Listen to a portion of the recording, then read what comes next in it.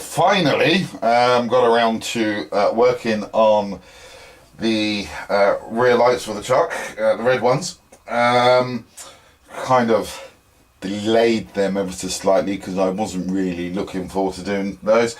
It's a bit like trying to thread a needle, and if you're the average man like me, sewing is a technical ability that might as well be rocket science.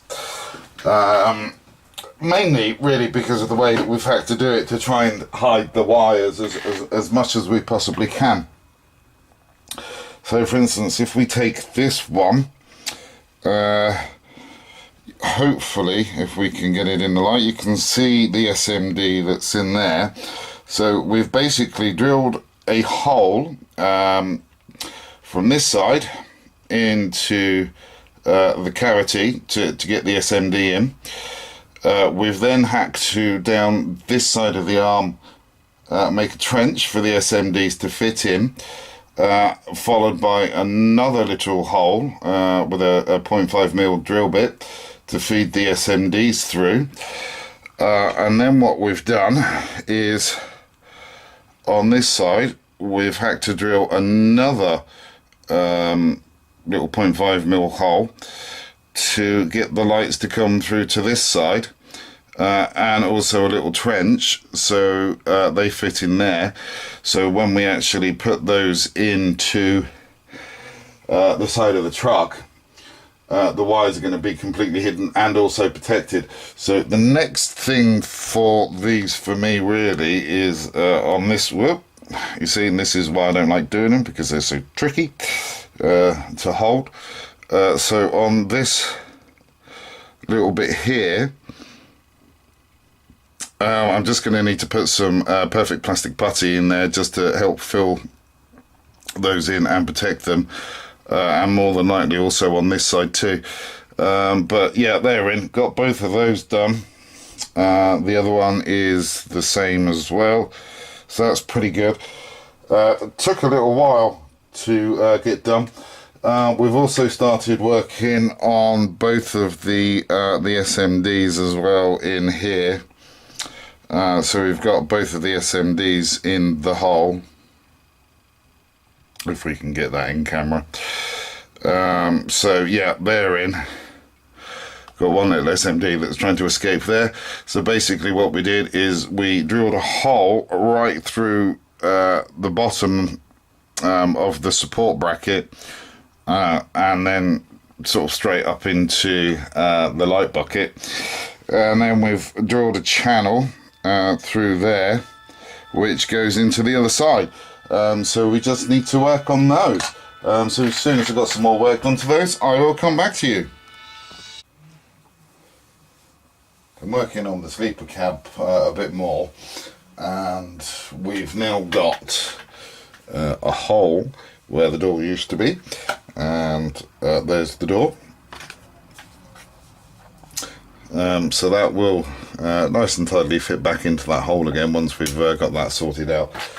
Just need to make a hinge system on the inside, so I'm going to use 0.5mm thick plastic card for that, to get that sorted out.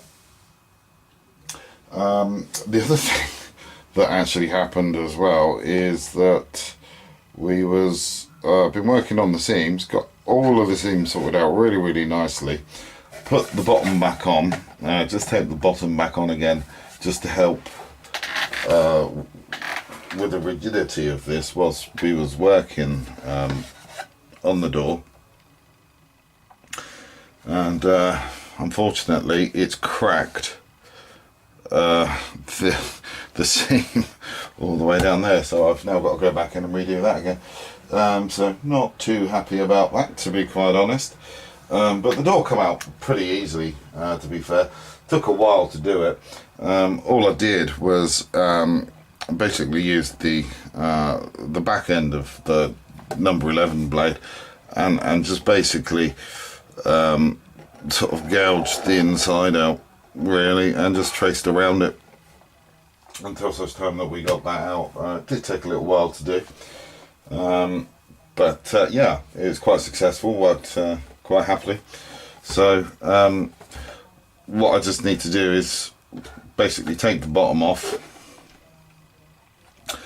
get this taped into place, and then make a template for the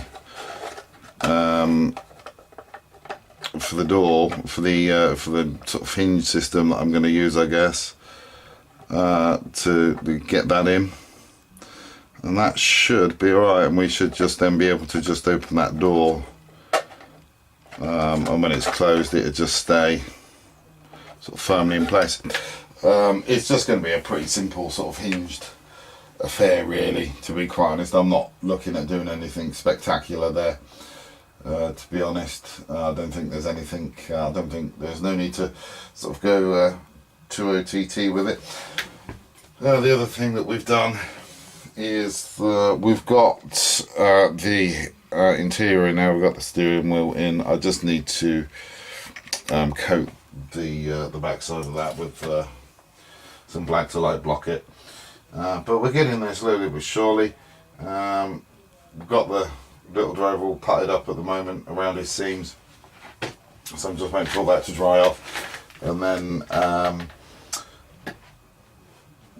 sort of start working on a few of the other bits for him to get him into the cab. So yeah, making some good steady progress on this now. So what I'm now going to do is go back in and just repair that seam there that we've broken. I don't know how we've done that, because I put so much glue on the inside of that to make sure that it wouldn't go anywhere, and it has. Bit disappointed, but never mind, that's the nature of the business. So I'll come back to you when I've got some more work done to this sleep cab. Finally got the lights sorted out.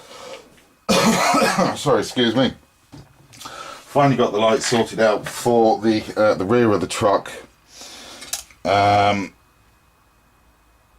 So they're in place now, and as you can see, we've put some putty in those as well, and they're looking quite good, and then we've just followed those through to the rear. So I just need to paint those and they'll be good to go. The front lights, where we've put those in, we've got some putty in on that side, and then we've also got some putty in on that side. That needs another little bit of putty on there just to help fill those in properly. And then where we had some gaps here and here, we've also put some squadron putty on those, because that's the best because of the size of the gap that was there. So I just need to nail sand those down so they're smooth, and then we can see if they just need a little bit more putty on the top of that. Once that's done, what I'm going to do is just sort of cover these lights up really with a bit of masking tape, and then I'll be able to sand the whole of that. But I'm not going to bother painting that really until such time that I'm ready for it to be attached to the hood. The hood itself at the moment has had silver applied to it on the outside. I just need to get the inside done to that now. That will now be dry enough for me to do. It's been sitting there drying for a couple of days. The sleep cab, we've now managed to get all of the sanding done and puttying.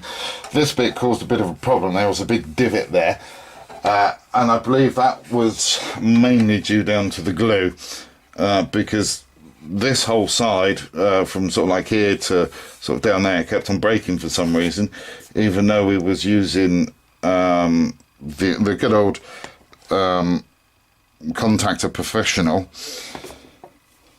For some reason it kept on breaking apart, and I don't know why. It could have been you know, the elbow grease, I guess, that done that. But what I ended up doing was splodging loads of glue into that area through the backside, and I got a funny feeling what's happened is it's kind of partially melted the plastic on the outside, which created the divot. So I've got that sorted out and redone the seam down there, and we've also had some marks that were left down this side as well, which we managed to sort out.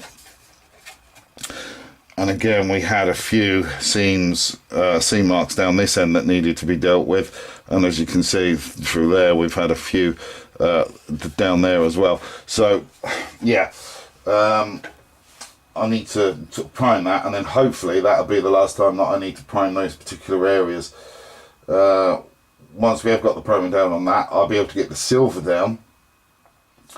Once the silver's down, I will then be able to try and come up with the two-tone paintwork scheme that I'm trying. Obviously, we know it's going to be silver, we know it's going to be violet, but the general shape of the two-tone, at the moment, I'm still left blank. You know, I mean, I've got the next two builds that I'm doing after this, which is a 65 Mustang and an 82 Firebird. They're both 1/16 scale motors, and I know exactly how I'm doing those. Yeah, this one, for some reason, I just cannot, for the life of me, come up with a good idea for it. I have been looking online for some kind of inspiration, but at the moment can't find any. So I think I'm just going to need to think a little bit harder on that, which is a bit of a shame. I'm still working on the little man as well, getting all the joints sorted out on him. I've got still doing the putty work on him at the moment, so he's still a work in progress, so I can't get him in the cab just yet. And I've also got a few other bits and pieces as well that just generally need to be painted in the Revell silver as well, which I'll do really when I've got the cab sorted out. The other thing obviously that I still need to work on is the little door. I mean, that's all sanded down and feeling good, but what I've got to do is I've got to come up with a kind of hinge system that we're going to be able to use for this. And we've still got the door there, that's been filed as well, so the edges are nice and smooth. Oh, it should be up that way really. This I will paint separately with the silver, because I do want to get the outer edges done in silver, and then once I work out what the two-tone is, then I can get that part done in the two-tone as well, so it still looks effective when you open the door. The other thing that I'm thinking about at the moment is a decal that goes in the middle here. Not kind of sure what design that I want to put in the middle. I was actually thinking about putting Wild E Coyote in there as a decal, just for a bit of laugh, because he's a good character. But yeah, I don't know, I have to do some more thinking about that. Answers on a postcard for that one, please, if you can. Well, that's about it for the moment, guys. I will come back to you later.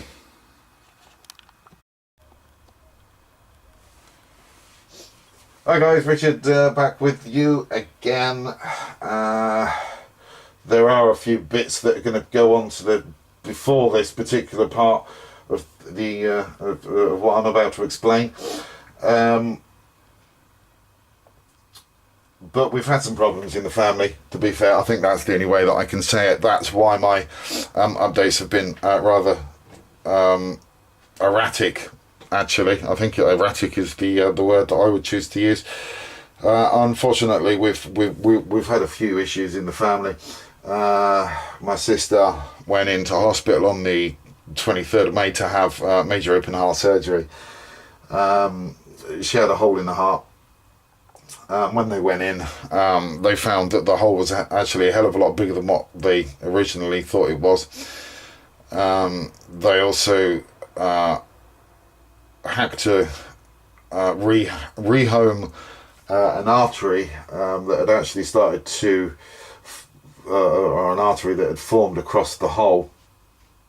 So they had to rehome that before they could actually patch it.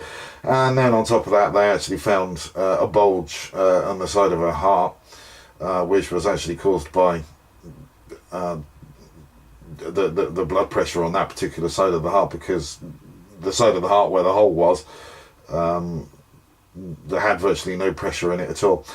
So they fixed all of that. She was released from hospital 5 days later, which is kind of normal for these type of operations, as far as I'm aware. Unfortunately, when she came out, she still wasn't feeling very well. She was actually turning blue every time she took a few steps, getting very breathless. Went to the doctors. The doctor wasn't happy. Sent her to the hospital, and then she was referred back to the same hospital where she had the heart surgery. They discovered, or they believed at the time, that the patch had actually come loose, and said there was nothing to worry about. These things happen occasionally, and they just needed to go in and repair it. Unfortunately, when they went back in again, they found that the patch itself was in place absolutely perfectly. But what had happened is that because her heart had actually got up to full pressure, it had actually burst one of the arteries in her heart. So they repaired that, and then sort of tinkered around with her heart for a little bit whilst they was in there, just to make sure that everything else was perfectly fine, which luckily enough it was. And then closed her back up and put her in ICU. Within an hour of being in ICU, the nurse had noticed that she'd had a stroke. And it looked as though it was actually in the beginnings of the stroke as well. So they had to treat her for that as well. So she spent kind of near on a month actually in hospital, recovering from a second round of heart surgery and also recovering from the stroke as well. Luckily enough, she's made a full recovery. There's only a few sort of physical issues that are left from the stroke, but nothing that's insurmountable. The good news is she's actually back at home, living on her own. Friends and family going around and helping her out whenever she needs help with put my teeth back in, going around and helping her with anything that she needs help with that she can't do herself. And she's also got rehabilitation as well to help with the mobility as well in her left arm. So yeah, that's caused a bit of panic in the family and a bit of stress, which has also unfortunately compounded my issue with my neck as well. But hey ho, never mind. But yeah, she's doing fine. She's doing great now. So that's good. The other good news is that I have my first set of injections tomorrow as well. I saw my specialist on the 6th of June, and luckily enough they managed to fit me in, as I say, on the 26th, which is tomorrow. Now I've been told that the first set of injections aren't going to do a lot for me, to be fair, because they have to start on a low dose of botulinum to they just need to build it up slowly. Now the problem with this is the fact that it's not a quick fix either. I can only have the injections done once every 3 months. So that basically means that I go in, have a low dosage of botulinum put into both sides of my neck and my left shoulder tomorrow, which isn't really going to do a great deal to help me. And then that's followed up by about 6 weeks of physiotherapy. And then in 3 months, I'll then go back to have another lot of injections on a higher dose. And then even more physiotherapy after that. And then so on and so on and so on until either the amount that they're putting into my neck and my shoulders is actually working, or they reach the maximum dosage. And then it's just a case of physiotherapy every time afterwards to actually help work out all the kinks that I've now got as a result of walking around like this for quite some time. So I thought I'd kind of try and get this video out because I'm not really sure how I'm going to be feeling for the next sort of like week or so, following on from my injections, because this is going into new territory for me. But anywho, that's the update on all of that stuff that's been going on, and certainly making life a little bit exciting. With the model on the grill, as you can see, we've now actually got some wires in. What I'm going to do with these is I'm actually going to run them down the sides of the hinges here, and then they can run along the the chassis of the truck to the back. So we've got both sets of those in. As you know, we've got the insides of these done in the chrome pen. I can't remember what it's called now, and I haven't got it in front of me either to double check it, so apologies about that. Yeah, it's just the name of it has escaped me completely now. I've no idea, I can't remember, sorry, but you guys know what it is anyway. The other thing that I'm doing as well, which is slightly different to how I was going to be doing it originally, I was just going to be doing this whole thing in chrome. I'm not now. I'm going to be doing this body colour. So the only thing that's going to be chrome in is the inside of the lights, and also the Peterbilt logo there as well, which is going to be done, the inside of it is going to be done in red, and then the lettering done in chrome, and that should look pretty spanky. I'm also still toying with the idea of actually opening up this part and getting some sort of wire mesh on the inside as well.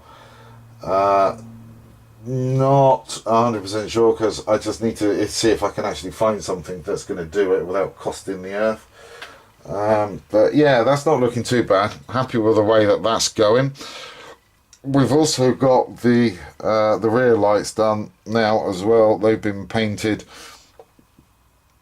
and they're ready to go onto the back. And again, these wires are run down the inside of the chassis to the inside of the sleeper cab. We've also got the rear light cluster done in the Tamiya clear red as well. We have got a red SMD in the back lights as well, but I just still wanted to get the rear light clusters done in red. We've also got the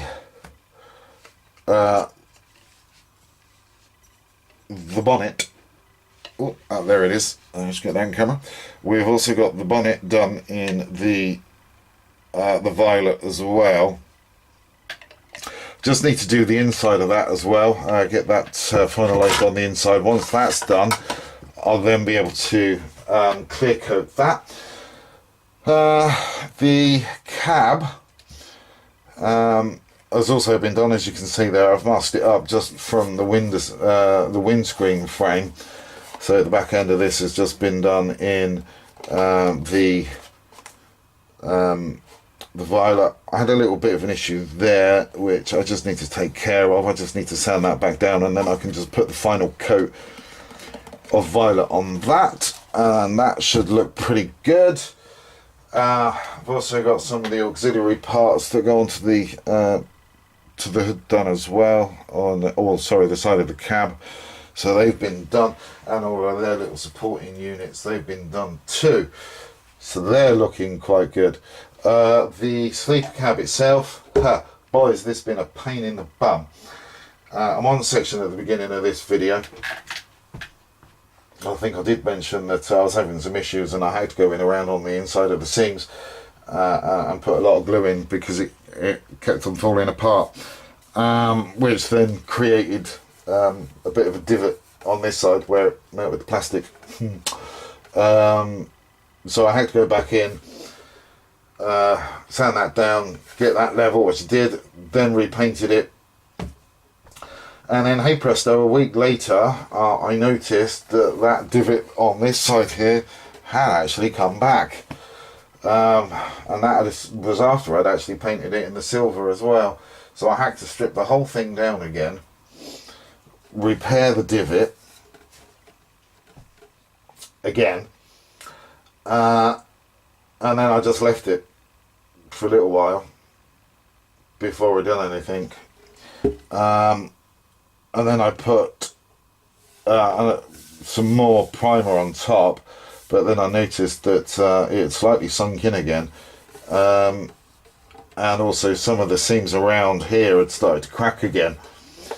So what I decided to do was put the bottom on. I didn't want to put the bottom on because of the amount of lights that are going on the back there. I kind of really wanted to be working on it from the bottom where I had a lot of room to get in to do all the wiring, etc. Now unfortunately I've just got this hole here and that hole there to get in and do all of the wiring, etc. Which is a bit of a pain in the bum, because I haven't exactly got tiny hands. But you know, these things happen and you have to learn to adjust to it. So I've glued that in, gone around everywhere again, sealed everything up, put some more sort of primer on there, and then found out that there was a few more issues that needed to be sorted out. So I've got those sorted out now,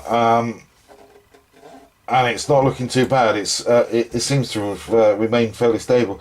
So all I need to do now is just put some more primer on this and then sand it back a bit, and then I can get some silver on there, and then I'll be able to get the two-tone effect. I mean, if I get the cab,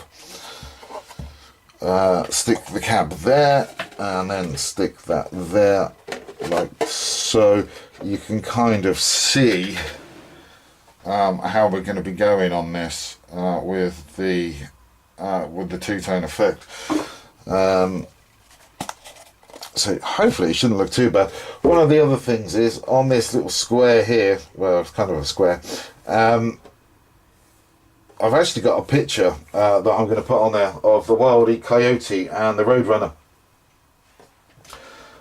So I just need to get some decal paper just to print that off so I can get that on there. So I'll basically put that on this part once I've obviously got all the paint on. I'll put one layer of clear coat on, then I'll get the decal put on, and then I'll put sort of like another 2 layers of clear coat over the top of that just to make sure that everything's fine. But yeah, it's not looking too bad at the moment. So that's kind of where we are.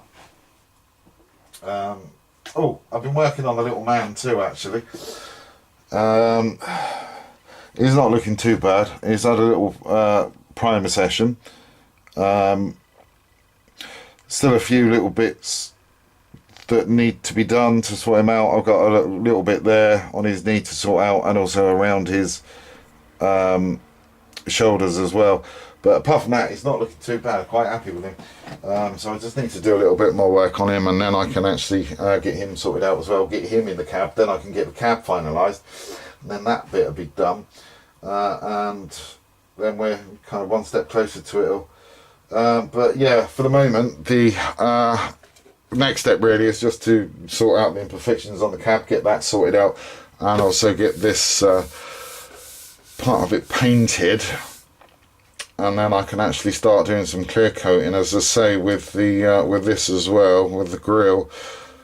See if I can find something that'll do the trick. But yeah, that's about it. So I'm going to get this video uploaded, well put together, stitched together and uploaded in a minute, and get it online as quick as I can. As I say, hopefully I want to get this online before tomorrow, because say first lot of injections tomorrow. I do not know what I'm going to be like after that, so I'd rather get this uploaded today. So thanks for listening. Thanks to listening to me rambling on about all the issues that I've had with the family and stuff. Do appreciate you all for subscribing and sort of watching all my videos and commenting, etc. So until the next video, thanks for watching, and please do take care.